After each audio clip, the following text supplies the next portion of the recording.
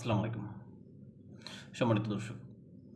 আজকে আমরা যে বিষয়টা আলোচনা করব যে ইরান এবং যুক্তরাষ্ট্রের ভিতরে বা ইরান, ইসরায়েল এবং যুক্তরাষ্ট্র এই ৩ দেশের ভিতরে যে যুদ্ধ চলমান সেই যুদ্ধের এখন মার্কিন প্রেসিডেন্ট ডোনাল্ড ট্রাম্প এই যে একদিকে সমঝোতার কথা বলতেছে বা ইরানের সাথে ভালো একটা সম্পর্ক হয়ে গেছে, চুক্তির কাছাকাছি এরকম কথাবার্তা বলতেছে, কিন্তু অন্যদিকে তারা এই অঞ্চলে তাদের যে সমস্ত যুদ্ধবিমান বা বিমান বাহিনীর রণতরী সেগুলো আরও নিয়ে আসতেছে এবং তারা একটা স্থল অভিযানের প্রস্তুতি নিচ্ছে, এরকমটাই বিশেষজ্ঞগণ বলতেছেন।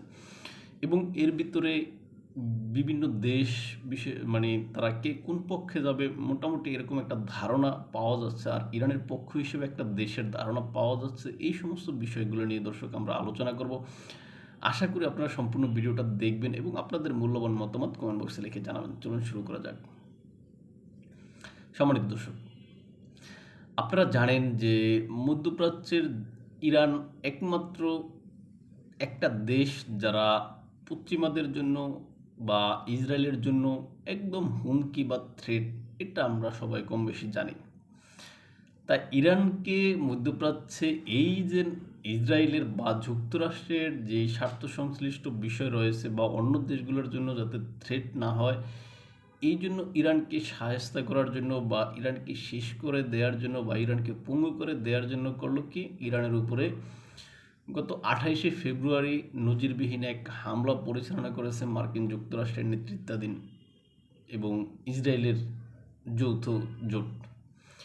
এখন এই যৌথ জোটের হামলায় প্রাথমিক পর্যায়ে ইরানের সর্বোচ্চ ধর্মীয় নেতা আয়াতুল্লাহ আলী খামেনি এবং তাদের আরও সর্বোচ্চ পর্যায়ের ব্যক্তিগণ, প্রশাসনিক ব্যক্তিগণ বা সামরিক ব্যক্তিগণ তারা নিহত হয়েছেন। এখন এর তালিকা লম্বা। এই যে সর্বোচ্চ ব্যক্তিদের বা প্রশাসনিক সর্বোচ্চ ব্যক্তিদের যে নিহত হওয়ার বিষয়টা বা সামরিক সর্বোচ্চ ব্যক্তিদের নিহত হওয়ার বিষয়ের তালিকা কিন্তু লম্বা। তবে পশ্চিমারা যেভাবে ইরান মানে নতজান হবে বা ইরান ধ্বংস হয়ে যাবে, ইরান ভেঙে চুরমার হয়ে যাবে, যতটা যেভাবে ধারণা করেছিল সেটা আসলে হয়নি বা হওয়ার সম্ভাবনা নেই, এটা ইরান জানে, মানে পশ্চিমারা জানে। কেননা আপনারা জানেন যে মার্কিন যিনি প্রতিরক্ষা মন্ত্রী তিনি একটা মন্তব্য করেছিলেন যে আমরা ইরানের উপরে হামলা করার পরে ইরান আমাদের উপরে যেভাবে শত শত বা হাজার হাজার মিসাইল যেভাবে নিক্ষেপ করেছে, এইটা আসলে অকল্পনীয় ছিল বা এটা আমাদের আসলে মানে চিন্তায়ও ছিল না।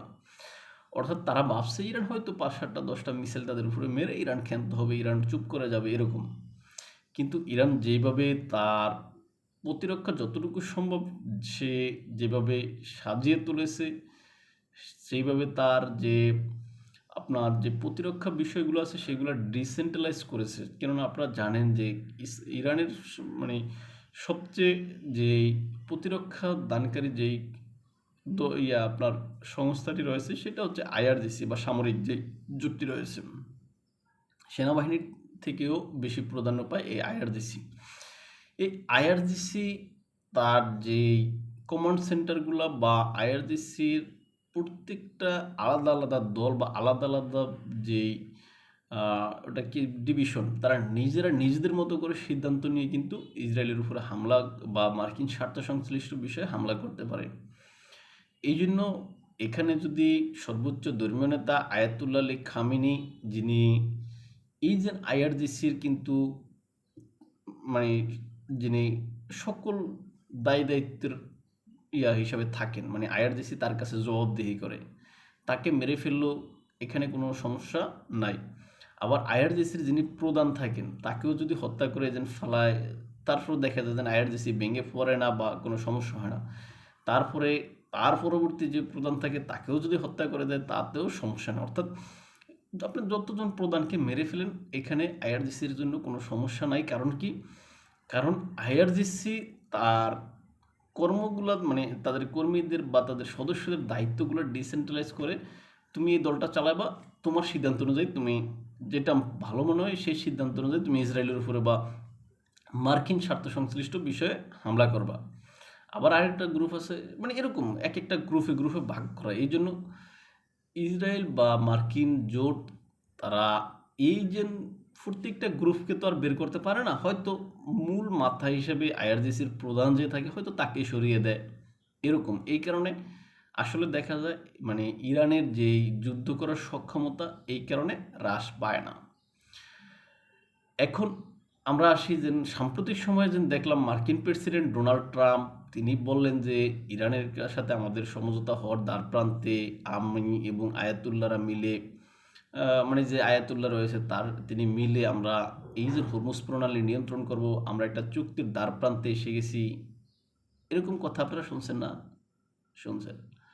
কিন্তু এই যে চুক্তির দ্বারপ্রান্তে এসে গেছি আমরা, যে কোনো সময় চুক্তি করব, ইরানের সাথে আমাদের চমৎকার আলোচনা হয়েছে, এরকম কথাবার্তাগুলো মার্কিন প্রেসিডেন্ট বলে টুইট করে, কিন্তু ইরানের পক্ষ থেকে যেটা বলা হয় যে এগুলো আসলে সবই ভুয়া, আমাদের সাথে কোনো আলোচনা হয়নি, আমাদের সাথে কোনো চুক্তি বলতে এরকম কোনো কথাই হয়নি, চুক্তির তো দূরের কথা।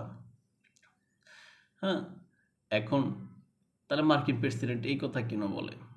আসলে মার্কিন প্রেসিডেন্ট মুখে মুখে এই কথা বলে যে বৈশ্বিক যেই তেলের বাজার যে জ্বালানি তেলের বাজার সেটা, বা এই যে শেয়ার মার্কেট বলেন, এগুলো যাতে অস্থিতিশীল পরিস্থিতির মুখোমুখি না হয়, এই জন্য এই মুখে মিঠা মিঠা কথা বলে আসলে এই অস্থিতিশীল পরিস্থিতির হাত থেকে, বা এই তেলের বাজার বলেন, বা এই যে আপনার মার্কিন যেই সে আপনার যে স্টক এক্সচেঞ্জের যে বাজার রয়েছে সেই বাজারে যাতে ধস না হয় বা তাদের কোম্পানির যাতে লস না হয় এই যুদ্ধের কারণে, এই কথা বলে মূলত তিনি সেইটাকে রক্ষা করেন।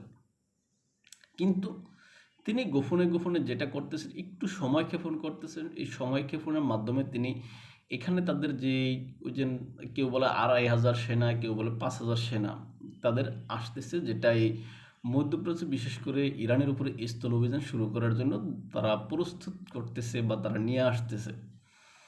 এখন তাদের যখন নিয়ে আসা হবে তখন তারা দেখবেন যে এখানে যে তাদের ওই আলোচনা হচ্ছে ওইটা হেঁটে এই সব বিষয় বাদ দিয়ে তারা ইরানের উপরে স্থল অভিযান শুরু করবে। হ্যাঁ, যদিও স্থল অভিযান শুরু করাটা একেবারে এত মামুলি সহজ বিষয় নয়, এটা সবাই জানে। তবে এখানে সম্ভাব্য কয়েকটা পয়েন্ট রয়েছে যে সমস্ত জায়গা দিয়ে স্থল অভিযান ইরানে শুরু করা যায়। সেই ক্ষেত্রে প্রথমত হয়তোবা এখানে স্থল অভিযান শুরু করে পারস্য উপসাগরের ভিতরে যে ইরানের যেই হৃৎপিণ্ড হিসাবে পরিচিত অর্থনৈতিক হৃৎপিণ্ড যেটা খার্গ দ্বীপ, যে খার্গ দ্বীপে আপনারা জানেন কয়েকদিন আগে এই যে মার্কিন যুক্তরাষ্ট্র হামলা করেছিল, সেই খার্গ দ্বীপটা হয়তো দখল করে নিতে পারে বা নেওয়ার চেষ্টা করতে পারে, এই একটা পয়েন্ট। আর আরেকটা পয়েন্ট যেটা রয়েছে যে ইরানের যে হরমুজ প্রণালী রয়েছে, হরমুজ প্রণালীর কাছাকাছি যে আপনার বন্দর আব্বাস রয়েছে, সেই বন্দর আব্বাসে তারা হয়তো অবস্থান করে, সেখান থেকে আস্তে আস্তে এই হরমুজ প্রণালী নিয়ন্ত্রণ নেওয়ার বা হরমুজ প্রণালীর উপকূলীয় অঞ্চল নিয়ন্ত্রণ নেওয়ার একটা পরিকল্পনা করতে পারে। তারপর তৃতীয় আরেকটা পয়েন্ট যেটা ইরাক, ইরাক না তো সিরিয়া, এই সিরিয়া হয়ে তারা বা সিরিয়া বা ইরাকে যে কুর্দিরা রয়েছে সেই কুর্দিদের ব্যবহার করে সেখানে তাদের সাথে মার্কিন যে সৈন্যদেরকে অ্যাড করে তারা এই যে আপনার ইরানের ভিতরে তারা এই যে তাদের যে যুদ্ধ বা পদাতিক যেই হামলা, সেই হামলা পরিচালনা করতে পারে। তবে এখানে ইরাকের ভিতর দিয়ে যদি এরকম করতে যায় বা এরকম স্থল অভিযান শুরু করতে যায় সেটা সহজ হবে না, এটা বোঝা যায়। কেননা গতকালকে যে ইরানের মানে ইরান ইসরায়েল যুদ্ধের বিষয়ে কথা বলতে গিয়ে আপনার ইরাকের যে প্রেসিডেন্টের যিনি মুখপাত্র থাকেন সেই মুখপাত্র কয়েকটা কথা বলছেন, গুরুত্বপূর্ণ ব্যক্তি কিন্তু তিনি বলছেন যে এই অঞ্চলে যুদ্ধ করার জন্য মানে যদি ইরানের উপরে স্থল অভিযান শুরু হয় সেই ক্ষেত্রে ইরাক কোন দিকে যাবে, সে মানে ইরাক যেই পক্ষে যাবে ওই পক্ষের হয়ে যুদ্ধ করার জন্য ইরাকের যে সেনাবাহিনী রয়েছে সেনাবাহিনীর পাশাপাশি এই অঞ্চলে থাকা একটা সশস্ত্র গোষ্ঠীকে অনুমতি দেওয়া হয়েছে এই যুদ্ধে অংশগ্রহণ করার জন্য ইরাকের সেনাবাহিনীর পক্ষ হয়ে। মানে ইরাকের সেনাবাহিনীকে সহায়তা করার জন্য ইরাকের একটা সশস্ত্র গোষ্ঠীকে মানে এখানে অনুমতি দিয়ে রাখছে যুদ্ধ করার জন্য। এখন আপনি বলবেন ভাই এটা দিয়ে কি প্রমাণ হলো? এটা দিয়ে এই বিষয়টা প্রমাণ হয় এখানে যে ইরাক যেই সশস্ত্র আহ, সংগঠনটিকে ইরাকের সেনাবাহিনীর মানে সাথে যুদ্ধ করার জন্য বা সেনাবাহিনীকে সাপোর্ট দেওয়ার জন্য যুদ্ধ করার জন্য যেই সশস্ত্র সংগঠনকে অনুমতি দিয়েছে সেটার নাম কি? নাম হাসবি সাদ্দি যেই গোষ্ঠীটা রয়েছে। এখন এই হাসবি সাদ্দি যেই গোষ্ঠীটা রয়েছে এটা কিন্তু আপনারা জানেন যে ইরানের প্রক্সি একটা সংগঠন। যেমন হিজবুল্লাহ যেরকম লেবাননে ইরানের প্রক্সি একটা সংগঠন, তারপর হুতিরা যেহেতু ইয়েমেনে ইরানের প্রক্সি একটা সংগঠন, তদ্রুপ এই হাসবি সাদ্দি যারা রয়েছে এরা কিন্তু ইরাকের ভিতরে থাকা একটা ইরানের প্রক্সি বাহিনী বা সশস্ত্র সংগঠন। এরা ইরানের স্বার্থ সংশ্লিষ্ট বিষয়ে কাজ করে, যেরকম কাজ লেবাননে হিজবুল্লাহ করে, যেরকম কাজ ইয়েমেনে হুতিরা করে। সুতরাং এই কথা থেকে বা এই বাক্যটা থেকে যেটা বোঝা যায় যে ইরাক ইরানের পক্ষে দাঁড়াবে স্থলাভিযান শুরু হলে। তাহলে একটা দেশের আমরা একটা মোটামুটি ধারণা পেলাম।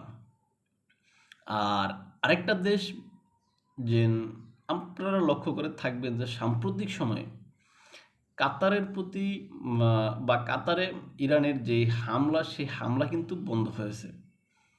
এখন এই হামলা বন্ধ হওয়ার কারণ হিসেবে অনেকে মনে করেন প্রায় 5-6 দিন পর্যন্ত সেখানে কিন্তু হামলা হচ্ছে না কাতারে, কিন্তু আরব আমিরাতে হচ্ছে, ইরাকে আপনার সৌদি আরবে হচ্ছে, হ্যাঁ এই সমস্ত দেশগুলোতে হচ্ছে, কিন্তু কাতারে 5-6 দিন পর্যন্ত কোনো আলোচনা মানে কোনো এই যে হামলা হচ্ছে না। এখন এই হামলা না হওয়ার কারণ হিসেবে অনেকে বলেন যে কাতার হয়তোবা এখানে নিউট্রাল থাকবে, ইরানে স্থলাভিযান শুরু হলে কাতার কোনো পক্ষ নেবে না, এমনকি কাতার হয়তোবা পরোক্ষভাবে ইরানের সমর্থক হতে পারে, এরকম ধারণা ইরান হয়তোবা পেয়েছে। তবে কাতারের বিষয়টা এখনো স্পষ্ট নয়। আর এখানে যে অবস্থা বর্তমানে শুরু হয়েছে, এই অবস্থায় যদি সকল মুসলিম দেশগুলা শিয়া সুন্নি সব কিছু ভুলে একত্রিত হয়ে যদি এখানে দাঁড়াতো, এই যুদ্ধে আসলে যে মার্কিন সাম্রাজ্যের এই অঞ্চলের যেই আপনার আধিপত্য, সেই আধিপত্য এখন নিপাত যেত, এমনকি ইসরায়েলকে শেষ করে দেওয়ার একটা সুযোগ তৈরি হয়েছে। কিন্তু আপনি দেখেন বিষয়টা যদি এরকম হতো যে ইরান যেভাবে এই যুদ্ধটা শুরু করেছে, যেভাবে পশ্চিমাদেরকে এখানে মানে নাকে খত দিতে বাধ্য করতেছে, এখানে যদি সৌদি আরব বলেন, মিশর বলেন, মিশর তার যেই ট্যাঙ্ক বহর আছে, ট্যাঙ্ক বহর যদি ইসরায়েলের দিকে যদি ঢুকিয়ে দিত, যে ইসরায়েলের একটা অংশ সে দখল করে রাখতো বা সেখানে হামলা পরিচালনা করতো।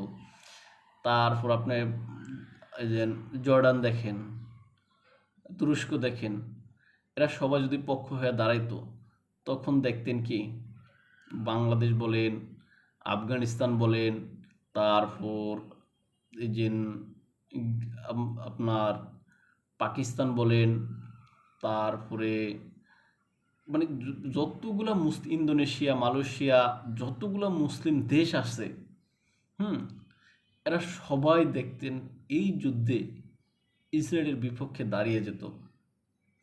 এমনকি ওই যে আরব ইসরায়েল যুদ্ধের কথা বলি, 1967 সালের যেই যুদ্ধ, সেই যুদ্ধে যেন আরবরা যেভাবে পরাজিত হয়েছে, এই যুদ্ধে সেরকমটা পরাজিত হওয়ার সম্ভাবনা থাকতো না। কেননা এখানে পশ্চিমাদের যে গলা, সেই গলা ইরান চেপে ধরেছে কিভাবে? এই হরমুজ প্রণালী বন্ধ করে। এখন শুধু আরব বা মুসলিম দেশগুলো তারা যদি একে অন্যে সকল ভেদাভেদ ভুলে ইরানের পাশে এই মুহূর্তে দাঁড়াতো, তাহলে এখানে বড় ধরনের একটা ফলাফল আসতো। কিন্তু দুর্ভাগ্যের বিষয়, কোনো মুসলিম দেশ, বিশেষ করে যারা নেতৃত্ব পর্যায়ের মুসলিম দেশ, সেটা সৌদি আরব বলেন বা আরব আমিরাত বলেন, এরা দাঁড়ায়নি। এরা নিজেদেরকে বিগ ব্রাদার হিসেবে দাবি করে, কিন্তু এরা ইরানের পক্ষে দাঁড়ায়নি। এখন দেখা যায় ইরানের উপরে যদি এই যে স্থলাভিযান শুরু হয়, সেই ক্ষেত্রে এই যে মুসলিম দেশগুলোর ভূমিকা কি হয়? তারা কি সরাসরি ইরানের বিরুদ্ধে দাঁড়ায়, নাকি এখানে ইরানের পক্ষ হয়ে দাঁড়ায়? এখন তারা যদি ইরানের বিরুদ্ধে দাঁড়ায়, সেক্ষেত্রে হয়তোবা এই যুদ্ধটাকে দেখানো হবে কি মার্কিন এবং আহ, ইরান যুদ্ধ সেটা না দেখিয়ে এটা দেখানো হবে যে শিয়া এবং সুন্নিদের যুদ্ধ, কেননা সৌদি আরব সুন্নিদের নেতৃত্ব দেবে, অন্যদিকে তো ইরান। এখন সুন্নিদের নেতৃত্বে সৌদি আরব দাঁড়ালে ইরান তখন সৌদি আরবে আক্রমণ করবে, আক্রমণ করলে বাংলাদেশ সহ এরকম তৃতীয় বিশ্বের অন্যান্য দেশগুলো তারা তখন কী করবে, যেই ভাই থেকে তারা বেশি সুবিধা পাবে, যে পক্ষ থেকে তারা বেশি সুবিধা পাবে, বিশেষ করে এই যে সৌদি আরব থেকে এই সমস্ত দেশগুলো কম বেশি সুবিধা পায়, বা এই যে শ্রমবাজার রয়েছে, এই সমস্ত হিসাব কিতাব করে তারা সৌদি আরবের পক্ষে দাঁড়াবে। তখন বিষয়টা দাঁড়িয়ে যাবে কি শিয়া সুন্নি হিসেবে, অর্থাৎ মুসলিমদের যুদ্ধ হিসেবে দাঁড়িয়ে যাবে। অথচ মার্কিন যুক্তরাষ্ট্র এবং ইসরায়েল এই যুদ্ধটাকে ধর্মযুদ্ধ হিসেবে পরিচালনা করতেছে বলেই অনেকে বিশ্লেষণ করেন, কিন্তু আমাদের যে মুসলিম দেশগুলো তারা এখনও বসে আছে, তারা হয়তো বা ইরানের পক্ষে দাঁড়ানোর জন্য কেউ কেউ প্রস্তুতি নিচ্ছে। তাই ভালো থাকবেন সবাই, দেখাবো অন্য কোনো ভিডিওতে অন্য কোনো বিষয়ে। যে আমাদেরকে আপনার ফলো করছেন ইউটিউব এবং ফেসবুকে, সব প্রচারের কথা নামে ইনস্টাগ্রাম টিকটক এনে তো সময় দেখতে পারেন। আল্লাহ হাফেজ।